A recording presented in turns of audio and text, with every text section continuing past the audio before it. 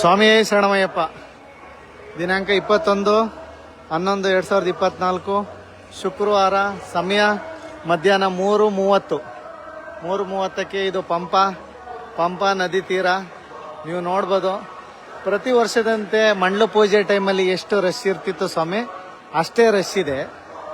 ಅದು ಬಿಟ್ಟು ಈಗ ಸೋಮವಾರ, ಮಂಗಳವಾರ ಮತ್ತು ಭಾನುವಾರ ಇತ್ತಲ್ಲ, ಅಷ್ಟೇನು ರಶ್ ಏನಿಲ್ಲ.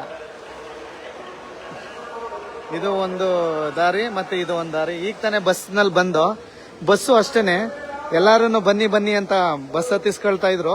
ಯಾವ ಬಸ್ಸಲ್ಲೂ ಸ್ಟ್ಯಾಂಡಿಂಗ್ ಯಾರು ಇಲ್ಲ ಸ್ವಾಮಿ. ಎಲ್ಲಾರು ಸೀಟು ಮತ್ತೆ ಇನ್ನೊಂದು 3-4 ಸೀಟ್ ಇದ್ದಂಗೆನೆ ಅದನ್ನ ಇದ್ ಮಾಡ್ತಾ ಇದ್ರು. ಮತ್ತೆ ಕಳೆದ ವಿಡಿಯೋನಲ್ಲಿ ಒಬ್ಬೊಬ್ರು ಮೆಸೇಜ್ ಮಾಡ್ತಾ ಇದ್ರು, ಇದು ಅಮೀಬಾ ಅಥವಾ ಬ್ಯಾಕ್ಟೀರಿಯಾನ ಅಥವಾ ವೈರಸ್ ಅದ್ರ ಬಗ್ಗೆ ಮಾಹಿತಿ ಕೊಡಿ ಅಂತ ಹೇಳ್ತಾ ಇದ್ರು. ಹಂಗಾಗಿ ಅದ್ರ ಬಗ್ಗೆ ಮಾಹಿತಿ ಅಂತ ಅಂದ್ರೆ ಇಲ್ಲಿರುವ ಅಯ್ಯಪ್ಪ ಭಕ್ತರು ಮತ್ತೆ ನಾವು ತಿಳ್ಕೊಂಡಿರುವಂಗೆ ಚಿಕ್ಕ ವಯಸ್ಸಿಂದನೂ ಕೂಡ ಪಂಪಾ ನದಿ ತುಂಬಾ ಪವಿತ್ರವಾದ ಶ್ರೇಷ್ಠವಾದ ನದಿ. ಇದು ಹಲವಾರು ಗಿಡಮೂಲಿಕೆ ಸಸ್ಯಗಳು, ಗಿಡಗಳು, ಮರಗಳು ಅದ್ ಮಧ್ಯ ಜರಿಯಿಂದ ಹರಿದು ಬರುತ್ತೆ ನದಿ. ಆ ನದಿಯಲ್ಲಿ ಸ್ನಾನ ಮಾಡೋದು ಎಷ್ಟೋ ರೋಗಗಳು ವಾಸಿ ಆಗುತ್ತೆ ಅಂತ ನಾವು ಕೇಳಿದ್ದೋ. ಅದನ್ನ ಬಿಟ್ರೆ ಅದರಲ್ಲಿ ಸ್ನಾನ ಮಾಡಬಾರ್ದು ಅಂತ ಈ ಸರಿ ಬಂದಿರೋದು ಅದು ಒಂಥರ ನಮ್ಗೂ ಗೊಂದಲ. ಇಲ್ಲಿ ನೋಡ್ಬೋದು, ಆ ರೀತಿ ವೈರಸ್ ಬಗ್ಗೆ ಮಾಹಿತಿ ಆಗ್ಲಿ ಅಥವಾ ಸ್ನಾನ ಮಾಡಬಾರ್ದು ಅನ್ನೋದಾಗ್ಲಿ ಯಾರಲ್ಲೂ ಇಲ್ಲ. ಯಾಕೆಂದ್ರೆ ಎಲ್ಲಾರು ಈ ಒಂದು ಪವಿತ್ರವಾದ ಪಂಪಾ ನದಿಯಲ್ಲಿ ಅದು ಮುಳುಗಿದ್ರೇನೆ ನಮ್ಗೆ ಜನ್ಮ ಪಾವನ ಅನ್ನೋ ರೀತಿ ಮುಳುಗ್ತಾ ಇದ್ದಾರೆ.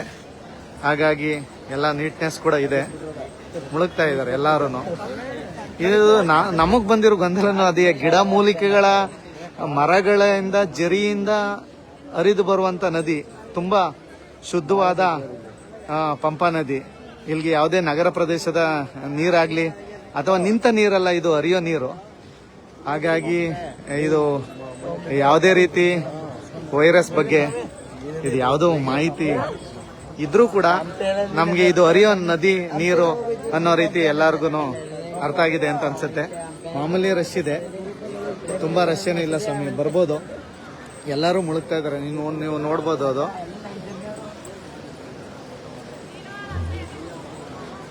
ತುಂಬಾ ರಶ್ ಏನಿಲ್ಲ ಸ್ವಾಮಿ. ಹಲವಾರು ಮಣಿಕಂಠ ಸ್ವಾಮಿಗಳನ್ನ ಈ ಸರಿ ನಾವು ತುಂಬಾ ಜನನ ನೋಡ್ತೀವಿ. ಹಾಗಾಗಿ ಮಣಿಕಂಠ ಸ್ವಾಮಿಗಳು ಕೂಡ ಈ ರೀತಿ ಇದ್ದಾರೆ ಸ್ವಾಮಿ, ತುಂಬಾ ಜನ ಇದ್ದಾರೆ.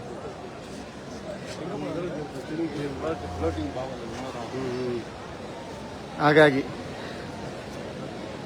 ಎಂದಿನಂತೆ ಮಾಮೂಲಿ ಮಂಡಲ ಪೂಜೆ ಟೈಮಲ್ಲಿ ಎಷ್ಟು ರಶ್ ಇರುತ್ತೆ ಅಷ್ಟಿದೆ. ತುಂಬಾ ಏನು ರಶ್ ಏನಿಲ್ಲ ಸ್ವಾಮಿ, ಎಲ್ಲರೂ ಬರ್ಬೋದು.